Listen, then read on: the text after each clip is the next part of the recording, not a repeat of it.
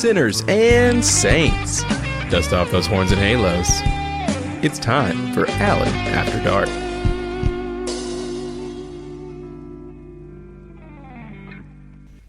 Sinners and saints, bitches and taints, etc., etc., etc. I just realized today is Black Friday. Is that a global phenomenon, or is that just an American capitalistic BS name for the Friday after Thanksgiving where everybody supposedly gets all these great deals for Christmas presents, which really aren't great deals at all, hardly. I have to wonder, is it even a thing anymore? Do people really go out at like 3 a.m. on Friday morning after Thanksgiving to beat the hell out of each other just to get an extra $10 off of a big screen TV or the latest toy fad? I guess I'm curious. I only had one experience on a Black Friday, and let's just say that I lasted about 45 minutes. I happened to be awake, as usual, and I thought, well, it is Black Friday, and there might be some good deals, so maybe I should just get up and go out and see what this is all about. And I did. I get to the car. I'm heading to the closest retail store. I am nearly sideswiped by an old man driving in the wrong lane. He decides he needs to be in my lane, but forgets that I'm driving there. I nearly go down an embankment before I can jerk the car back over into the lane just to turn into this store. And of course, the store is packed. There's hardly any parking available. But I still thought, well, so many people are doing this. It must be worth the effort. So I go in, and it is just an absolute horde of people just swarming all over everything. And I just think, well, I'll look around and hopefully find something that I think somebody might want, and I'll get it. I'll wind up with 2 DVDs in my hand. Yeah, this is before we had all the digital stuff, so, Get in line. I'm like 8th or 9th in line. The guy in front of me has a grocery cart. He has a bicycle in a box, and he has like a 50-pound bag of dog food. I guess the bicycle, well, somehow the bicycle, the part of the wheel that was sticking out, ripped open the bag of dog food, spilling dog food all over the floor, 50 pounds worth, everywhere. People were slipping and falling, and I'm just standing there with my little bitty spot right behind him, thinking, why in the hell did I really do this? So in the pandemonium, I'm still standing there. He's trying to clean up his own mess, and they're saying, you're going to have to pay for that. It's not our fault. Your bicycle tore the bag. And then I hear somebody scream behind me. Somebody got hit with a cart or something, and something fell off a shelf. And I'm standing there in all this commotion, holding 2 DVDs, thinking, this is not worth it.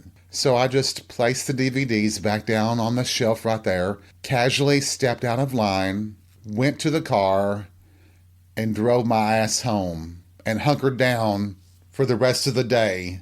Well, until happy hour that evening, but, Speaking of which, if you haven't had a chance, check out my Black Friday parody that we did last Black Friday. Black Friday, a horror story. I think that's what it's called. If it's not, just look for Black Friday. That's in the title. It's silly and stupid, and it was fun to do. Not my best work, but not my worst work. You'll get a laugh, and you'll notice the irony in it, I believe. So if you are out shopping on Black Friday, I hope that I can just be a nice distraction and keep you company for just a few minutes while you're waiting to rip somebody's head off for a Disney princess or something. I don't know. What is the big gifts for this year? I don't even give a fuck about any of that. So anyway, get ready for some adventures from this week, and hopefully I can keep you company while you are shopping for your loved ones or just out of obligation. And if you're not shopping, just sit back and relax and enjoy a few minutes with me on this fuck you kind of Friday.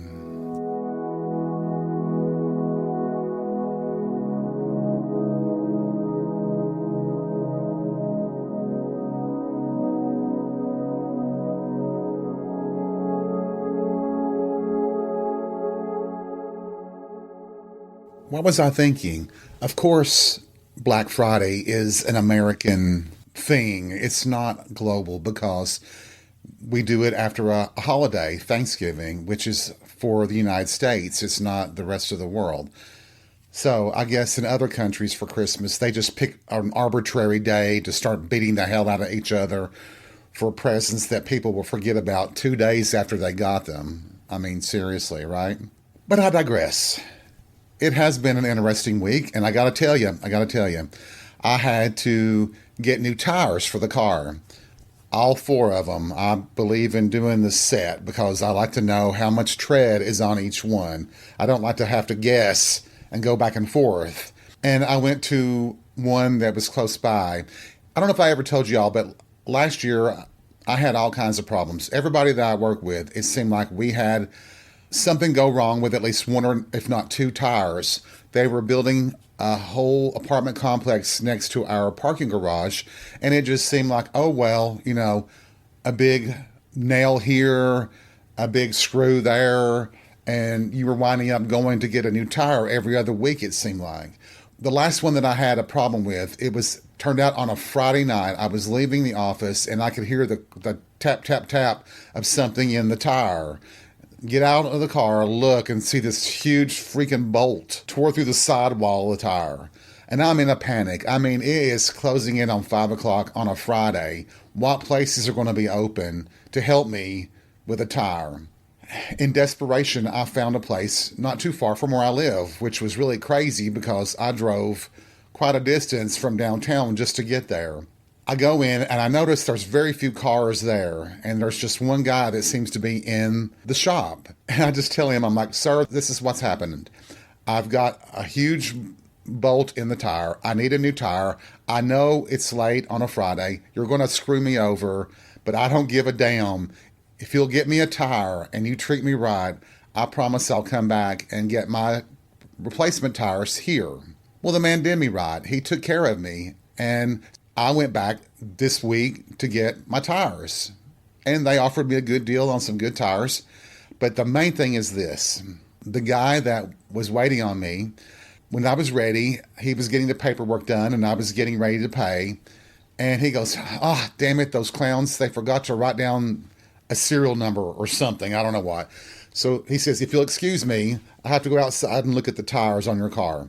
So I'm like, okay. And I watch him gather up paperwork and he goes walking outside.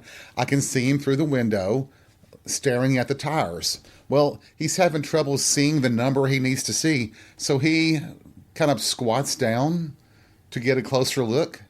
And lo and behold, there was his butt crack. And I got to say this, I wasn't laughing. I was like, holy hell. Damn, his butt crack is as hot as the rest of him is. And he had trouble still, so he was taking his own sweet time trying to focus on getting whatever the number was off that tire. Then I have the pleasure of seeing him come around to the other side and doing the same thing again. So I got a double dose of butt crack, and that made Alan a very, very happy boy. Oh, if you are in the car and you're near a Starbucks, I really could go for a venti white chocolate mocha latte. Thank you and please. It's kind of nice being the passenger in the car rather than the driver. I'm almost always the driver and it gets on my damn nerves. I wind up being a road rager most days because people are idiots and can't drive. What can you say? You can't run over them. You can't shoot them. Well, this is America. You probably could shoot him and get away with it. Jesus. And while we're at it, let's just swing by the tire place again. If John's there, maybe instead of rotating my tires, he can rotate me. Oh, yeah. Why do I feel like I'm suddenly in that TLC song, No Scrubs, hanging out the passenger side of his best friend's ride, trying to holler at them? I wouldn't holler at them except for that I'm a fan. I'd be hollering at the men's. You know that, right? Did I ever tell y'all about the time that I was a designated driver? I'm pretty sure it was a Friday night. It might have been a Saturday night. And I was DD. and the whole gang was in the car. Jessica and some of her friends and a couple of mine. I don't know how many were in there, but they're all wasted, and I'm having to drive everybody back home. And all of a sudden, they start screaming, "Go through the McDonald's drive-thru! Go through the McDonald's drive-thru! We need some French fries and some stuff." I'm like, okay, Jesus, God, okay. So we go into the drive-thru, and I finally get pulled up to the speaker, and you hear, "Welcome to McDonald's. May I take your order, please?" And before I could say anything, Jessica yells out, "We need 4 screwdrivers, extra limes if you got them."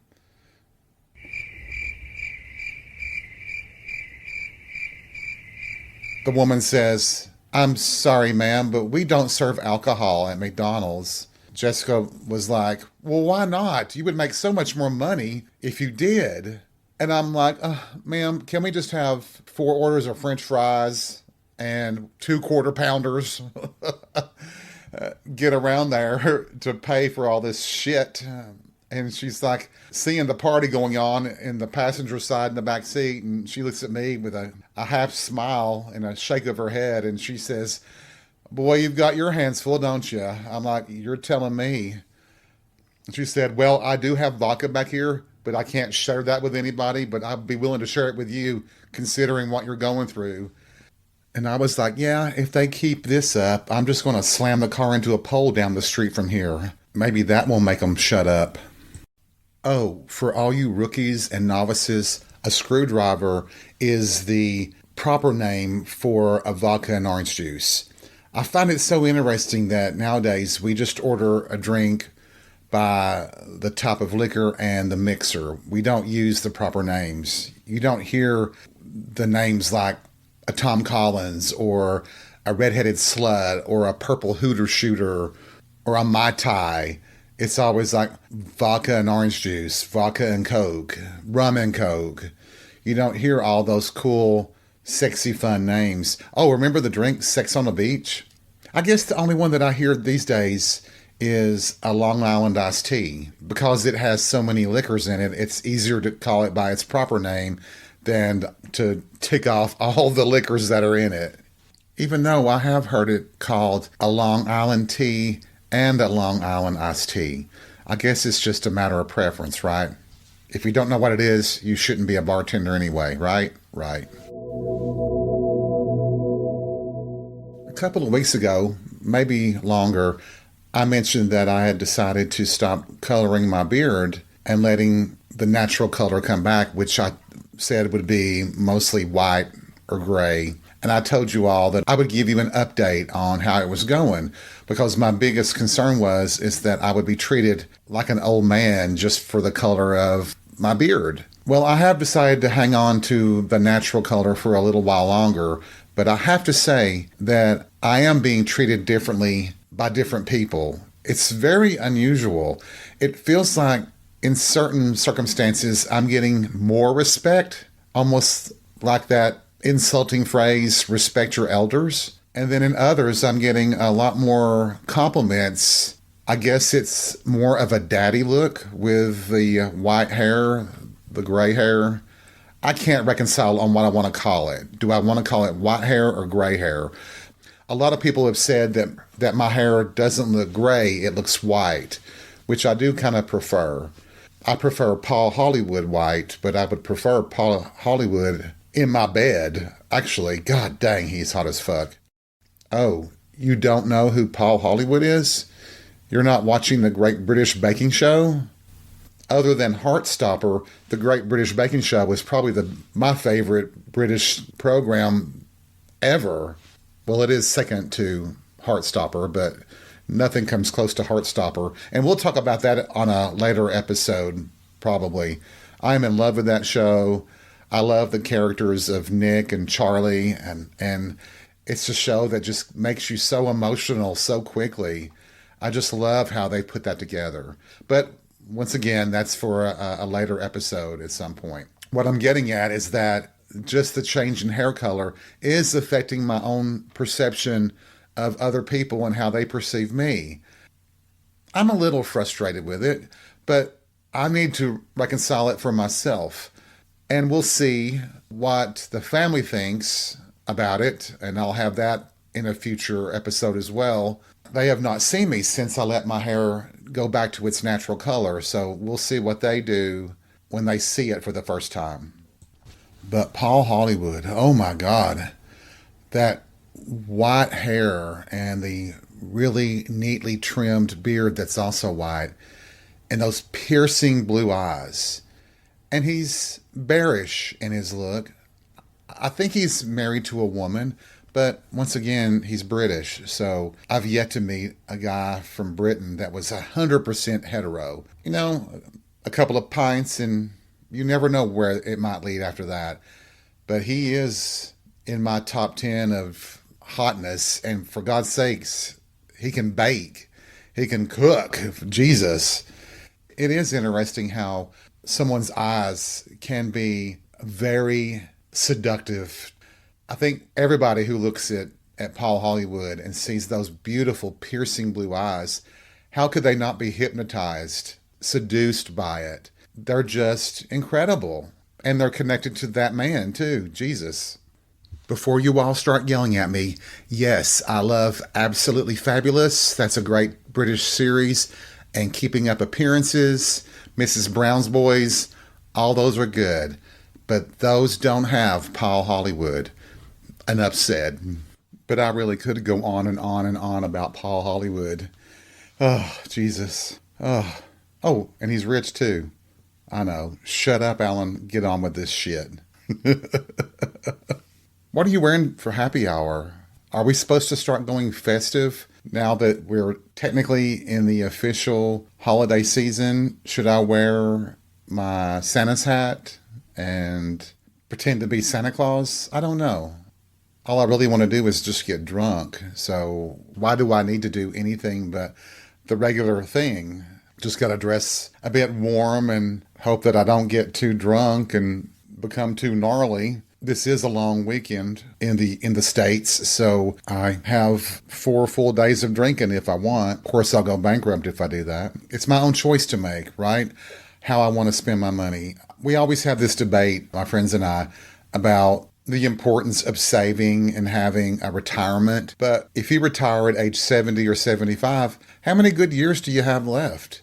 You might have all this money saved from not doing a lot of things that you might have wanted to do and enjoy, only to have it and then die. Now, I know some people like to save that money as a way to leave to people they love when they die, leave them better off than they would be otherwise. But if this is it, if this is all that life is, there is no afterlife. And to think that you save up all this money, you retire at 70 and you die at 71, what the hell? And you're not even probably in as good of health as you would have been if you'd spent it when you were 50 or 45. But then the flip side of that, as we've discussed before, is that you could wind up being alive and healthy as a horse, but have no money to survive on. What are you supposed to do then? You know, there's a woman where I work. She is 80 years old and she's still working, and she's very feeble. She's still getting around and she's still working. But I would imagine, and this is me just taking a guess, is that she has to work. She needs the money. It's kind of sad, but you know what? It keeps you alive too, I guess. I don't anticipate ever retiring. I don't expect this country to ever cherish its elderly. It never has before. Why should it start now, right? If anything, the elderly are viewed as a burden to society. The sick, the disabled, all of them are considered a burden. Isn't it funny? I've always felt like the economy, capitalism in the United States, it really does kind of support the Darwin theory of evolution, doesn't it? Only the strong survive. And those that are capable of committing fraud and crime and doing wicked things will come out ahead. And those that are a drain on the economy should be cut off, extinguished, dismissed, like the weaker of the species. I've always been repulsed by that. You can't really deny that it is what the American economy is like. It really isn't survival of the fittest, really. It's just the survival of the most cruel and vicious. Seriously, how much money do these billionaires really need? Honestly, how much? I just think it's really disgusting to think about how these super rich people are focused on a competition to get to space, spending billions of dollars for that, when they could literally eradicate hunger, perhaps even disease, off the face of this planet. But they don't sense an urgency in that.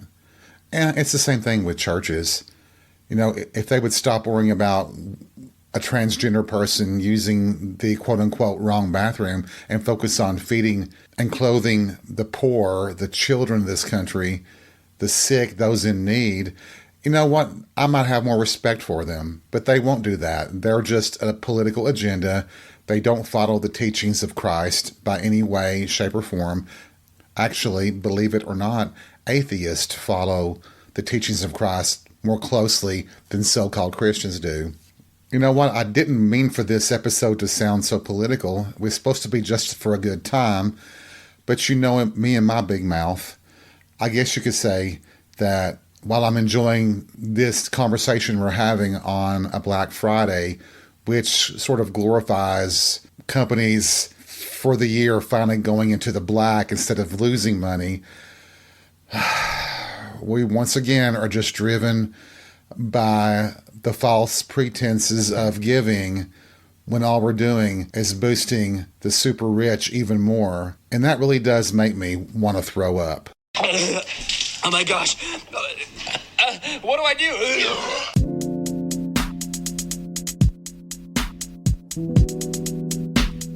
Thank you for joining me for this Fuck You Kind of Friday episode of Alan After Dark. I hope you had some fun. I hope you're enjoying whatever you're doing out there while you listen to me. Remember, take life by the balls and be real. We'll see you soon.